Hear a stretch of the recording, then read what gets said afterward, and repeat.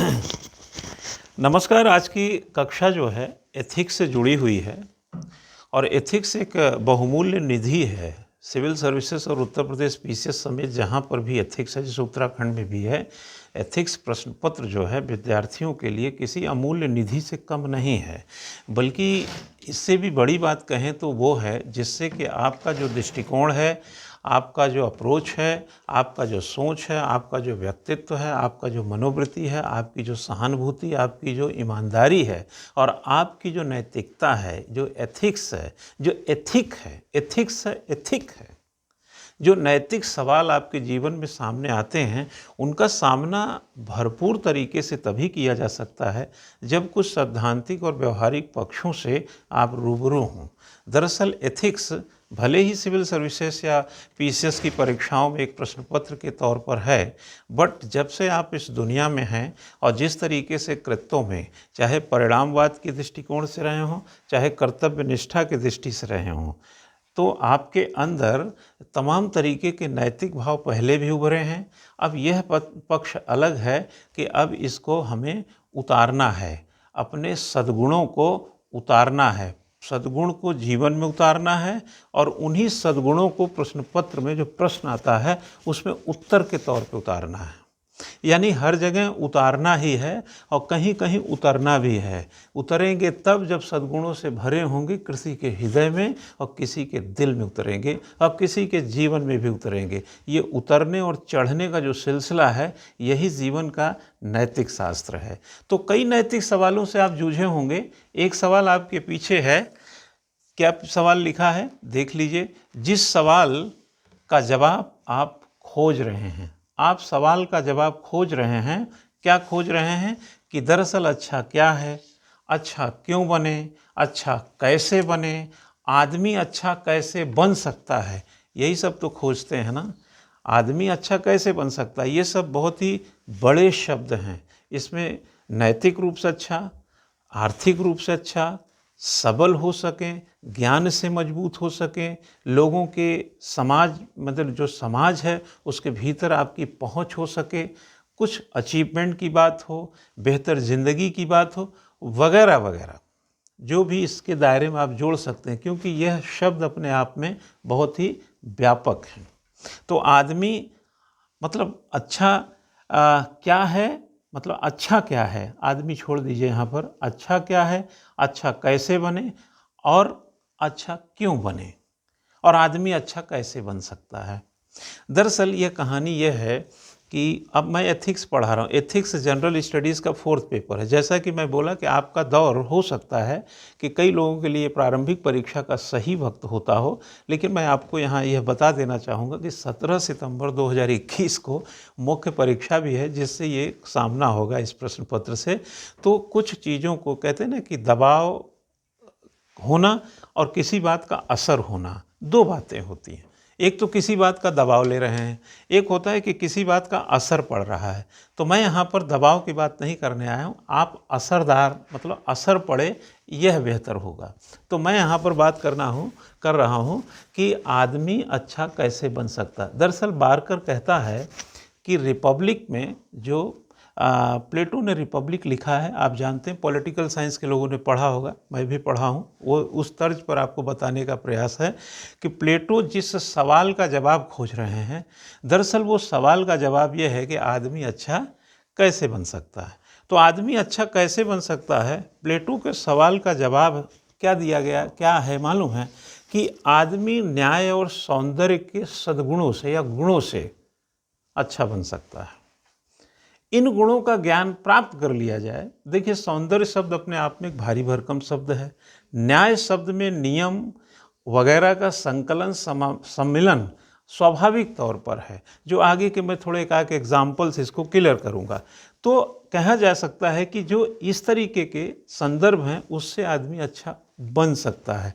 अगर हम प्लेटो के सवाल के जवाब को, यानी प्लेटो के इस सवाल का जवाब कि आदमी अच्छा कैसे बन सकता है, तो उसके दृष्टि से देखें तो आदमी न्याय, सौंदर्य आदि गुणों को प्राप्त कर लेता है, का ज्ञान प्राप्त कर ले तो अच्छा बन सकता है। अब आती है बात सुकरात की, थोड़ा कर लेते हैं।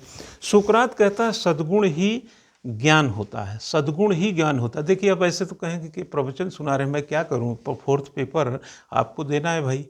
अब कई लोग इसको प्रवचन मान लें, भाषण मान लें, कहें यहाँ वहाँ का कहानी सुना रहे हैं, वो सब अब क्या करें। अब ये उतर गया है जीवन में और आपको उतरना है इसको लेकर के, तो थोड़ा आप भी वजनदार बनिए इसको लेकर।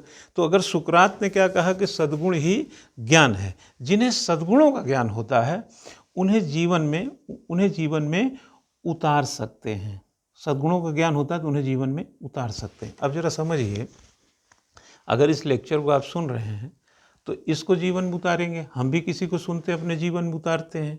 ये उतारने वाला सिलसिला युगों युगों से चला रहा है और उतरने वाला सिलसिला भी युगों युगों से। तो आज इसको उतार लीजिए, कल उतार सकें। प्रश्न पत्र में शब्दों, वाक्य विन्यास और एक कॉम्पैक्ट और कॉम्प्रहेंसिव प्रश्न के संबोधित करने वाले उत्तर के भाव के तौर पर इस सवाल के जवाब को उतार सकें कि आखिर आदमी अच्छा कैसे बन सकता है।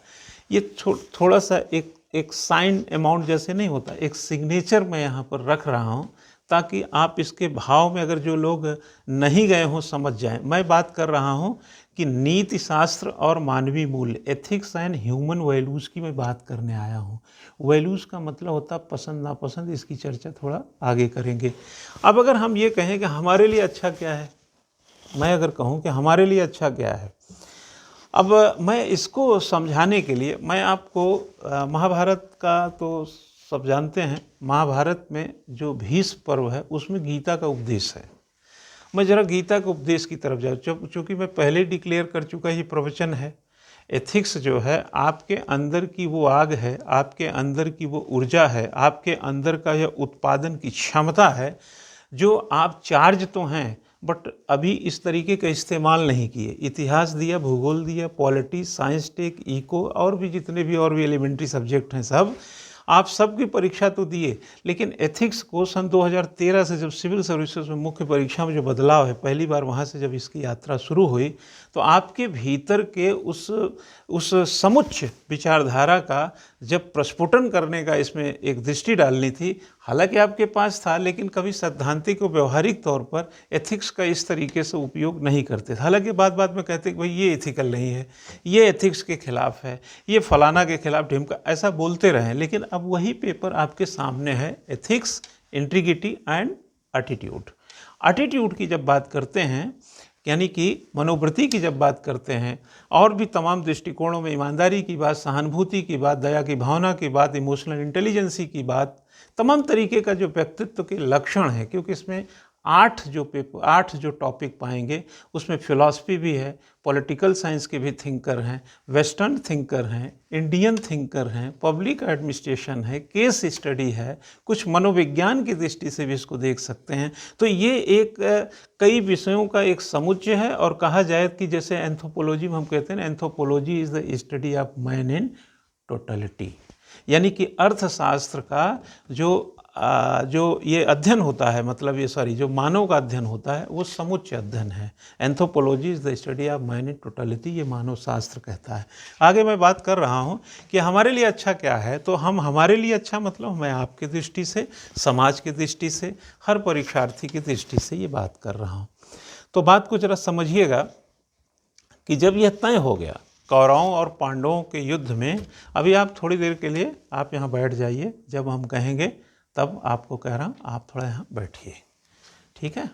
और कुछ लोग भी सामने हैं, वीडियो केवल खाली नहीं है, तो उससे थोड़ा मैं उनको कह रहा हूँ आराम से सुनो, बैठ करके, इस कुर्सी की बजाय थोड़ा दूर से देखो और अच्छा लगेगा। खैर, हमारे लिए अच्छा क्या है, हमारे लिए अच्छा क्या है, यह सवाल अगर समझाना हो तो मैं ज़रा कृष्ण और अर्जुन के उस संवाद में जाऊंगा जो महाभारत के भीष्म पर्व में गीता का उपदेश है, जहाँ से ये चीज़ का समझाना आसान हो जाएगा। देखिए, महाभारत में जब यह तय हो गया कि कौरवों और पांडवों के बीच युद्ध तय हो गया, ठीक है, तो अर्जुन के मन में सवाल उठे, ठीक है ना। सवाल क्या उठे? 3 सवाल उठे कि अपने लोगों को ही मैं कैसे मार सकता हूँ, एक सवाल। दूसरा क्या अगर हम युद्ध लड़ते हैं, क्या छोड़िए, अगर हम युद्ध करेंगे तो समाज में अव्यवस्था के दोषी नहीं कहलाएंगे? अगर हम युद्ध करेंगे तो समाज में अव्यवस्था के दोषी हम नहीं बनेंगे? और एक तीसरा सवाल है कि यह मालूम नहीं, क्या समझे, अर्जुन का सोच है कि यह मालूम नहीं कि हमारे लिए अच्छा क्या है, युद्ध में जीतना या युद्ध में उनका जीतना। हमारे लिए अच्छा क्या है? उधर हमारे गुरुदेव खड़े हैं, पितामह हैं, ज्येष्ठ पिता श्री हैं, उधर वो सब हमारे भाई बंद हैं। आखिर हम इनसे युद्ध करते हैं और हम युद्ध हार जाते हैं, माना यानी कि युद्ध वो जीत जाते हैं या युद्ध हम जीत जाते हैं, तो ये हमारे लिए क्या अच्छा है, हमको जरा समझना पड़ेगा। मतलब उनके मन में 3 क्वेश्चन आए। दरअसल अर्जुन के मन में जो ये क्वेश्चन उठे थे ना, ये सवाल नैतिक प्रश्न थे, ये नैतिक प्रश्न थे। अब उनको इस नैतिक प्रश्न का कोई सकारात्मक जवाब मिल जाए तो भैया फिर वो आगे बढ़े। उनको ये नहीं पता चल पा रहा है कि हमको क्या अच्छा हमारे लिए, उनका जीतना या मेरा जीतना। वो जीत गए तो क्या अच्छा है, मैं जीत गया तो क्या अच्छा है। जब आपको पता ही ना हो कि ये काम करने का अच्छा क्या होगा, तो नैतिक सवाल उठा। उनके मन में जो क्वेश्चन था, उन्होंने उठाया ये क्वेश्चन। देखिए, अगर मैं इसको 2 टूक शब्दों में बोलूं, कृष्ण ने क्या समझाया, वो तो गीता में सब लिखा, आपने पढ़ा होगा या सुना होगा कि गीता ने कहा कि ये तुम्हारा धर्म है। कृष्ण ने कहा कि भैया ये अर्जुन, ये तुम्हारा धर्म है, ये सब शत्रु हैं और युद्ध का मैदान बन चुका है, गांडी उठाओ, प्रहार करो, यह सोचने का वक्त नहीं है। लेकिन नैतिक सवालों के जवाब तो होने चाहिए ना। एक पुत्र अपने पिता से कहे कि मैं पढ़ना चाहता हूं, आप मेरे पढ़ने में सहायता क्यों नहीं करते हैं, तो ये नैतिक सवाल है। इस सवाल का जवाब उस पिता के पास मजबूत तरीके का होना चाहिए, क्योंकि उसमें अंदर अनैतिक सवाल तो ये है नहीं ना। अगर हम सरकार से कहें कि सरकार पीस एंड हैप्पीनेस के लिए होती है, सरकार जनता में खुशियां देती है और शांति देती है, लेकिन फिर भी लोगों के ब्लड प्रेशर क्यों बढ़े हुए हैं, रक्तचाप क्यों बढ़ा हुआ है, मन में अशांति क्यों है, सुरक्षा, खान पान, रहन सहन, चिकित्सा, शिक्षा को लेकर चिंताएं क्यों व्याप्त हैं। तो यह सवाल सरकार के लिए जो जनता का उठा है, यह नैतिक सवाल है। ठीक है, देखिए अर्जुन ने सवाल उठाया, अर्जुन परिणाम की फिराक में थे।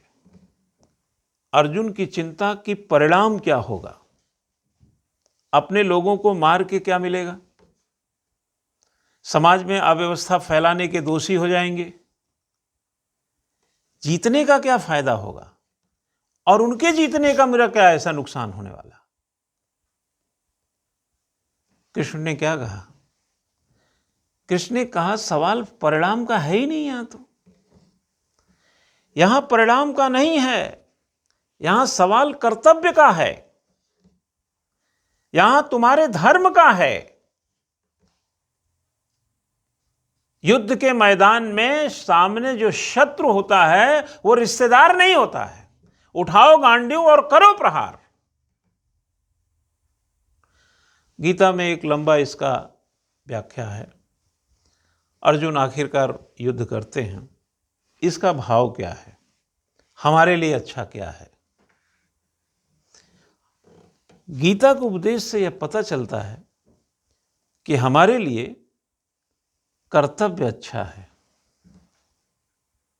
कर्तव्य, जैसे मैं यह वीडियो आपके लिए बना रहा हूं, यह मैं प्रयास आईएएस के फाउंडर डायरेक्टर होने के नाते अपनी 19 साल की जो पढ़ाने का अनुभव, उसके पहले 10-12 साल जो पढ़ने का अनुभव, यानी करीब करीब 30 साल से ज़्यादा का जो तजुर्बा है उसको आपके समक्ष डालने का एक प्रयास है, ताकि आप सीख सकें और अपने परीक्षा में अपनी शक्ति को बढ़ा सकें। यही तो उद्देश्य है। यह मेरी नैतिक जिम्मेदारी है। केवल मैं क्लास में खड़े होकर के फीस लेकर के केवल क्लास के सामने ही बच्चों को पढ़ाने की ज़रूरत नहीं है। जो बच्चे बाहर हैं, जो मुझे किसी भी रूप में जानते हैं, उनके प्रति भी थोड़े नैतिक अगर जो सवाल हो तो उसका ये समापन, ये वीडियो, यह भी एक नैतिक विचार है कि मेरी जानकारी से आप रूबरू हो सकें। तो अर्जुन परिणाम की बात कर रहे थे, नतीजा क्या निकलेगा, और कृष्ण बता रहे थे कर्तव्य की बात। तो कृष्ण जो थे कर्तव्यनिष्ठ थे। कहते हैं ना कि कर्म करो फल की आशा मत करो, गीता में लिखा है कर्म करो फल की आशा मत करो। वो कर्म की बात कर रहे थे, परिणाम छोड़ दो। और अर्जुन के सवाल परिणाम उन्मुख थे, परिणामवादी थे।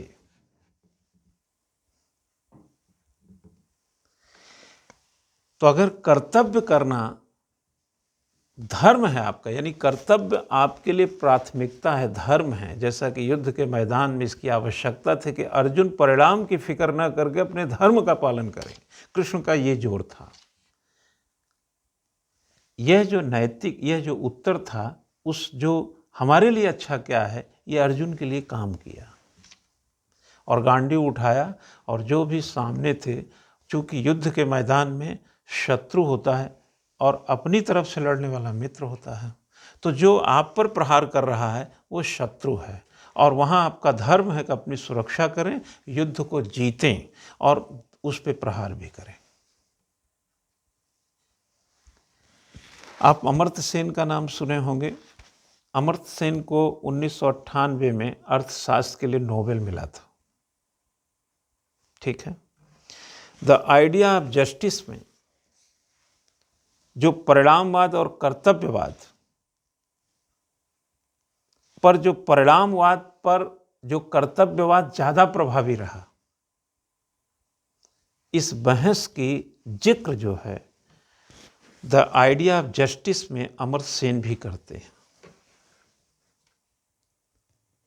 एक छोटा सा वीडियो हमने आपके लिए बनाया कि जब भी आप एथिक्स की तैयारी करते हैं तो इसका कोई ऐसा पाठ्यक्रम बना नहीं है, बस उसमें सिलेबस को एक टाइटल फॉर्म में, जैसे कहते हैं एक सिग्नेचर फॉर्म में सिलेबस में डाल दिया गया है, और बड़े बड़े शब्द, बड़े बड़े भावों से, विचारधाराओं से और कई तरीके के संदर्भित मापदंडों से इसको ओत-प्रोत कर दिया गया है। इसलिए इसमें थोड़ा अनुभव, तजुर्बा और थोड़ा सा संकलन यहाँ वहाँ से ध्यान दे करके इसको पुख्ता करना होता है। तो हमारे लिए अच्छा क्या है, या आदमी अच्छा कैसे बन सकता है, आदमी अच्छा कैसे बन सकता है, इसका थोड़ा सा हमने जोर देने का प्रयास किया। क्योंकि इसमें आप देखेंगे कि जिस सवाल का जवाब आप खोज रहे हैं, दरअसल वो सवाल है आदमी अच्छा कैसे बन सकता है। आदमी अच्छा बन सकता है कैसे, अगर मैं लास्ट में जाऊं तो कर्तव्यवाद से, कर्तव्य निष्ठा से, केवल परिणामवाद की सोच कि परिणामवाद को पहले रखें और कर्तव्य से कन्नी काट लें, यह आदमी को अच्छा नहीं बनाता। मैं समझता हूं कि तमाम सद्गुणों में शायद इस बात से कोई भी इनकार नहीं कर सकता, चाहे बलिष्ठ हो, वरिष्ठ हो, अज्ञानी हो या ज्ञानी हो, कि कर्तव्य कहीं अधिक बड़ा सद्गुण है। जो सुकरात सद्गुणों की बात कर रहे हैं, उसमें अगर कर्तव्यवाद को प्राथमिकता दे दिया जाए तो सुकरात को जिंदा करके पूछा जाए तो कहेंगे नहीं, ये ठीक ही बोल रहा है।